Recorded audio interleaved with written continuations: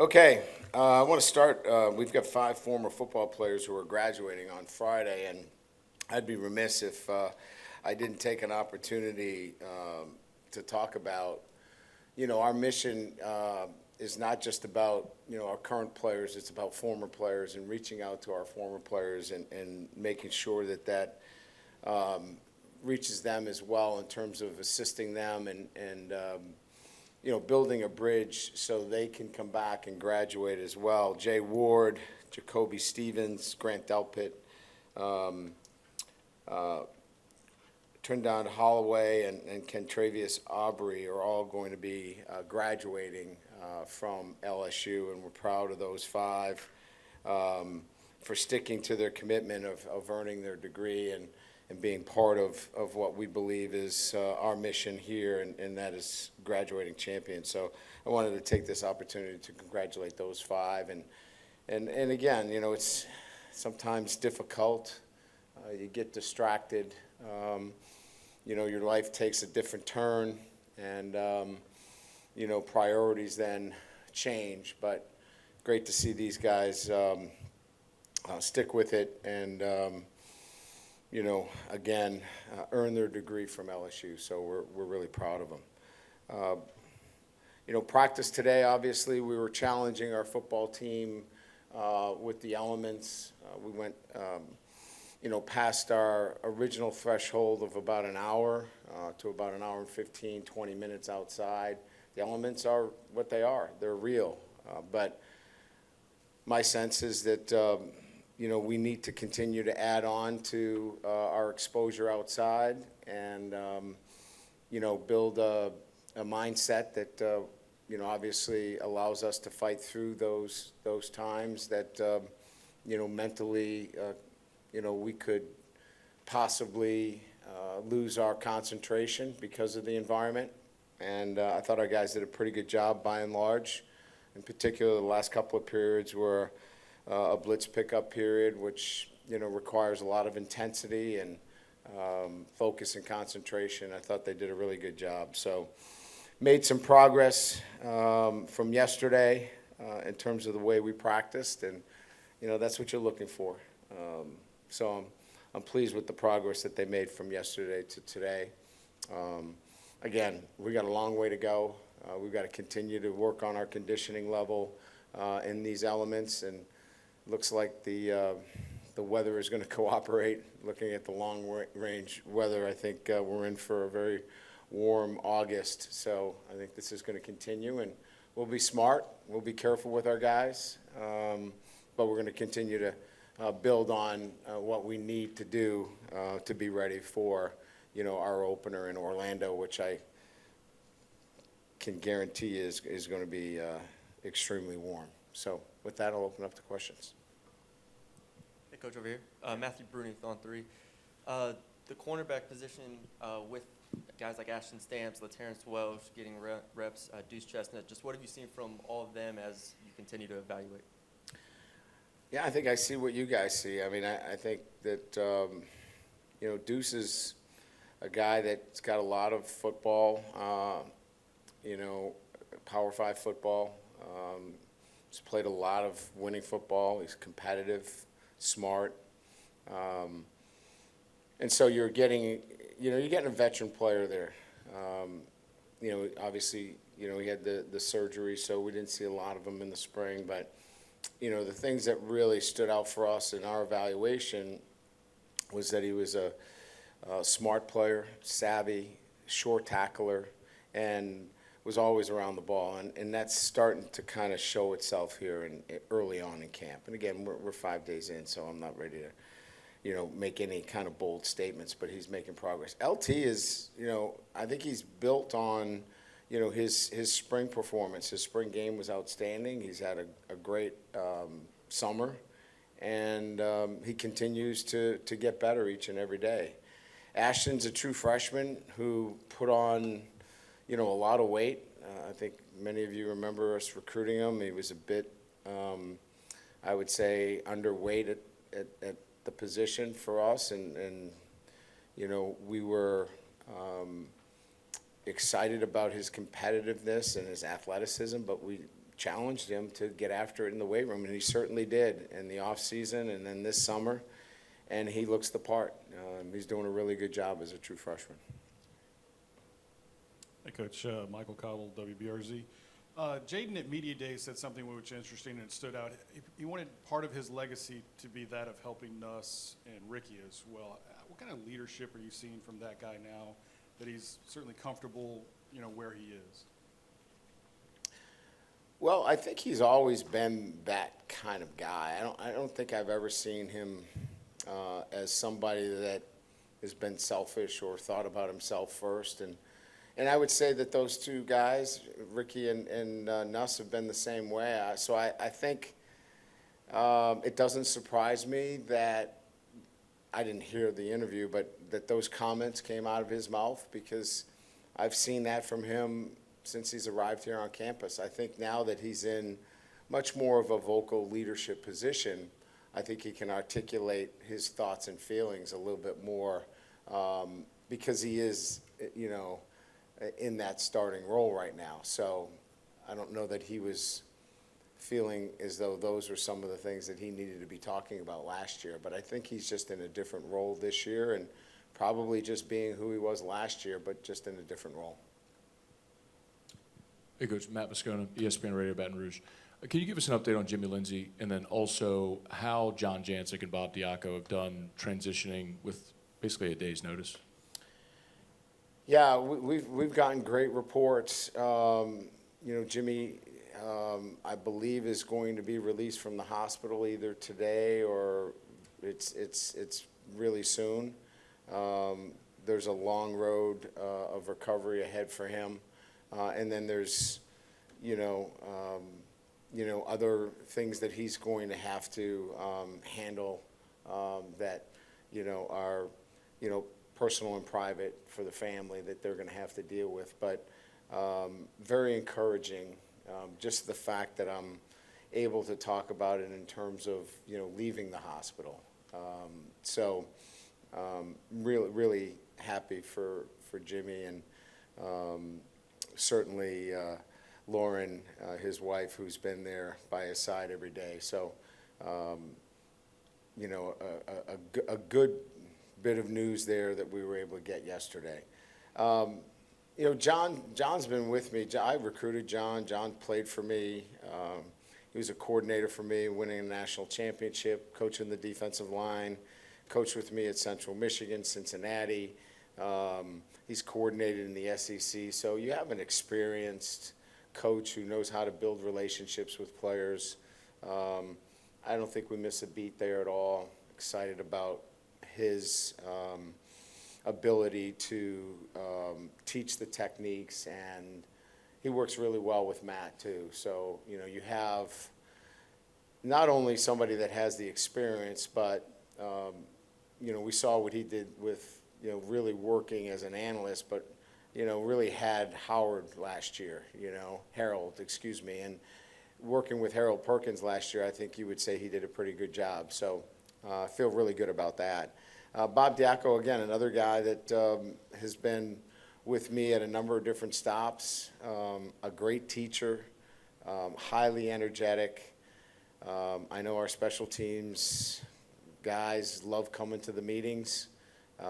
He brings, like I said, a great passion to those teams, which I think we all know the game of special teams, sometimes you need that. And I know that we're going to be sound fundamentally, and those guys are going to enjoy playing for him. Hey, Coach, Jacques Doucet, WAFB-TV. What was the thought process in bringing Trey Bradford back? What do you expect out of him, and how can he help this team?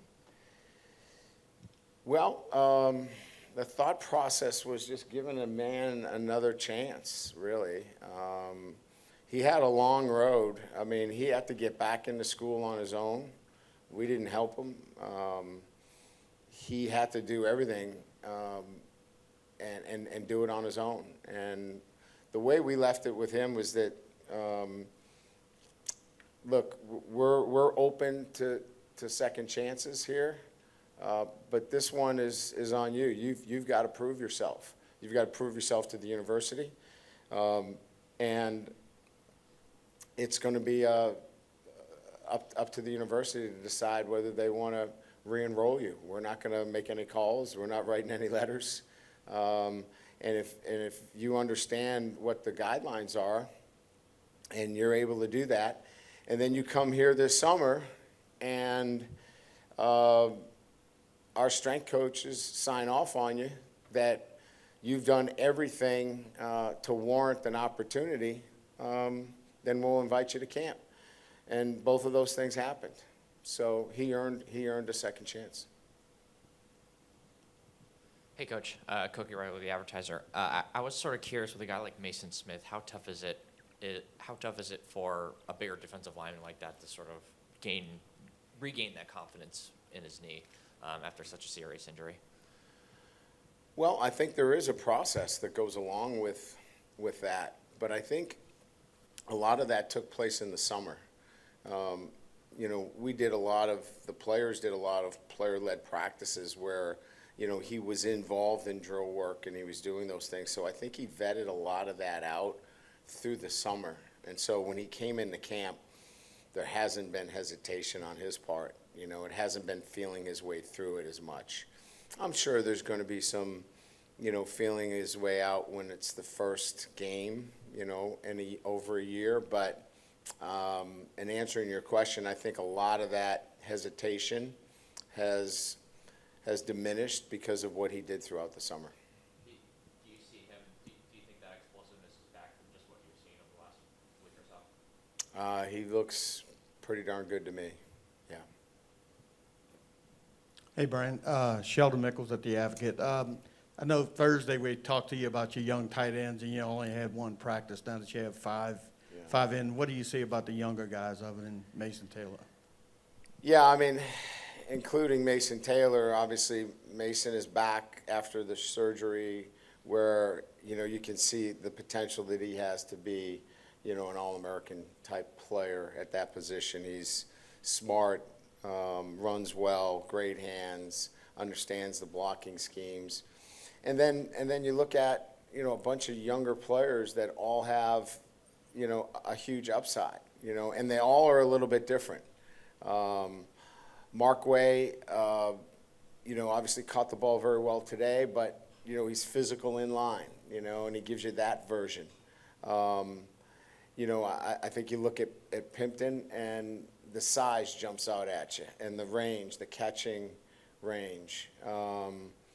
I think all of them bring a little bit something different to the table, but all have made great progress. And I think in some fashion, depending on game plan and what we're doing, that they'll all get a chance to compete for us. Coach Bryce Kuhn, 24/7 Sports. We talked with Mason yesterday, and he mentioned something that kind of stood out was being where your feet are. And is that a theme for this team? Is that something that you're kind of preaching of when talking about the outside noise, but just kind of being where you are today and worrying about that? Yeah, it's impossible today when you think about NIL and gambling and transfers and all that swirling. It's hard to even, get into a process on a day-to-day basis if you're distracted from even getting there with all that's going around you. So we've made, I would say, a point on a day-to-day basis of making sure our players know why they're here. Why are you here? If it's to chase NIL, if it's to do these things that are on the peripheral, then you're going to be distracted from the ultimate goal, and that is to graduate and win a championship. So what centers you? And to me, what centers these guys is their values and their goals. And if they truly have values and goals, then that will center them throughout these distractions. So I think what Mason was saying is be where your feet are, is that what's grounding to you, and for these guys, it's their family, it's their faith. It's certainly about, wanting to be the best version of themselves. Coach in the middle. We're going to talk to Mike Denbrock on Thursday. I was just curious, have you seen any changes in him now that you guys have been at this stop together? Anything rejuvenating to him or anything different to him in his approach?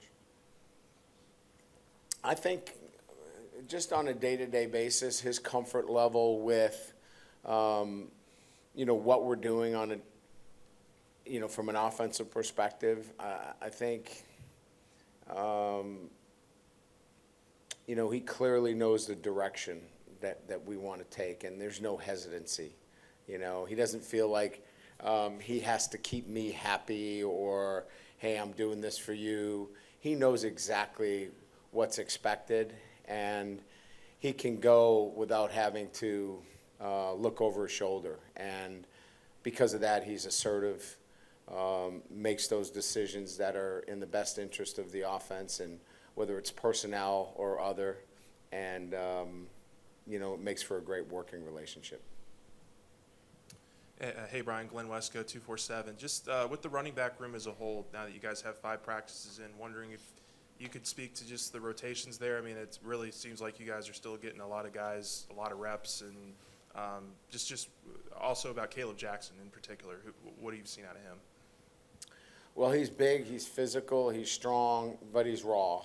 And so a lot of the work with Caleb is ball security, low pads, the nuances of the game, which, when you have a physical, I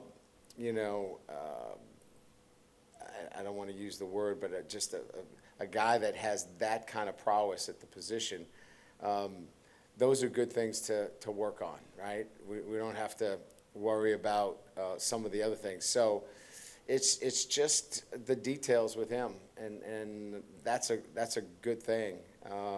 Trey's a little bit ahead in the sense that he had the spring, so he knows the playbook a little bit better. And then a collection of experienced backs that have, a different style. Each one of them has a little bit that they can offer. So, look, we got one football. That hasn't changed. So, we'll figure it out as it goes. But my guess is that, it always ends up coming back to the guys with the most experience end up kind of rising to the top and taking it over. Yeah, Brian, right here front row. Ron Higgins, the Shreveport Bossier Journal. After the incident yesterday on the practice field, you pulled Harold aside and talked to him for a while. What was your message to Harold about that incident? We were talking about his NIL. I think he was trying to get a John Deere NIL, and I think the 2 linemen already have one. And he thought that was probably a good idea not to get one. Yeah. Everything that happens out there are teaching moments, I mean, every day. I mean, that's like so far behind me, yesterday, because they're 18 to 21-year-olds.